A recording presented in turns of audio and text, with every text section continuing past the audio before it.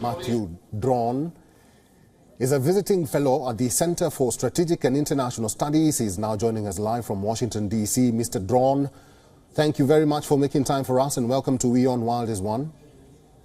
Thanks for having me.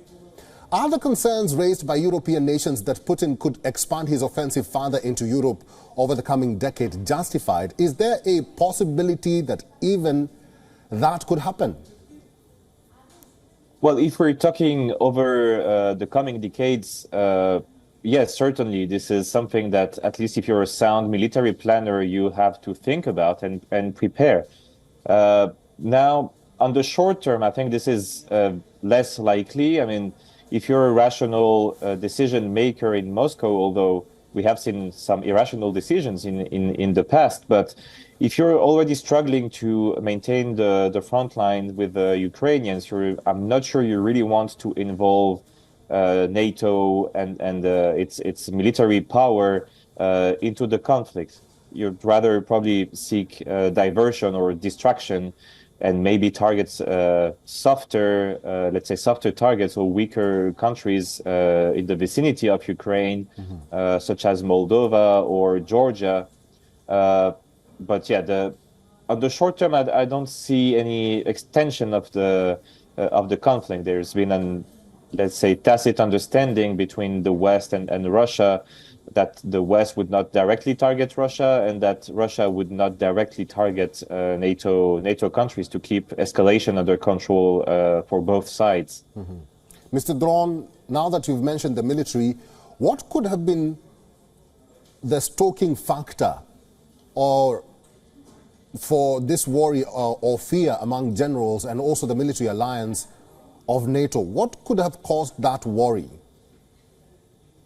Well, I think you don't really, I mean, you can look east, but you should also look west if you're European. And of course, the rising prospect of Donald Trump being elected as the new president of the United States, given its previous statements on NATO specifically and on the war in Ukraine, saying that he would solve the issue in 24 hours, or his previous comments that he would pull out of NATO, that it doesn't feel that the US has to get involved to protect European allies and partners.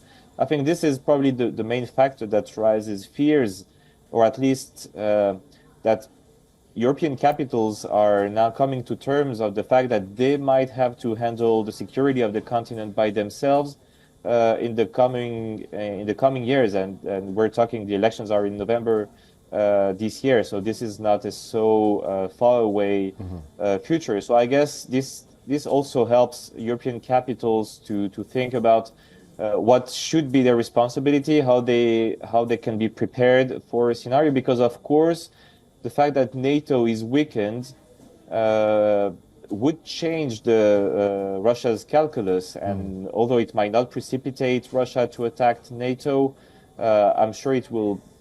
I mean, certainly, if you're a Russian decision maker, it would make NATO less deterrent, probably. Okay, if that's the case, what can the so-called vulnerable nations in Europe and also the Baltics do to avoid or even avert an imminent conflict with Russia? Well, at least the Baltic states have been the most prepared and the most aware of the Russian threat, and they have been warning the rest of Europe for years. And so they are still, I mean, small countries, but they have harnessed the NATO framework to be reinforced, to be reassured. So you have now tactical groups that are deployed under the enhanced forward presence of NATO in those states and in other Eastern European countries. Now you're seeing also the biggest military exercise from NATO being deployed in several parts of Europe, from the north to the east, with up to 90,000 troops. It's called the Steadfast Defender 2024. Plus NATO has adopted some what they call the regional plans to adapt to the new threats posed by Russia and others to Europe. So, I mean, NATO has been searching for its purpose for the past 2 decades, but now that Russia is on the war footing, it's really back focused on the Russian threat. And so there's a lot going on, of course, not publicly, but from the military planners are fully hand on deck. All right, I've been talking to Matthew Dron, who is a visiting fellow at the Center for Strategic and International Studies. Mr. Dron, thank you very much for talking to WION World is One today. Thanks to you. Thanks for having me. WION is now available in your country. Download the app now and get all the news on the move.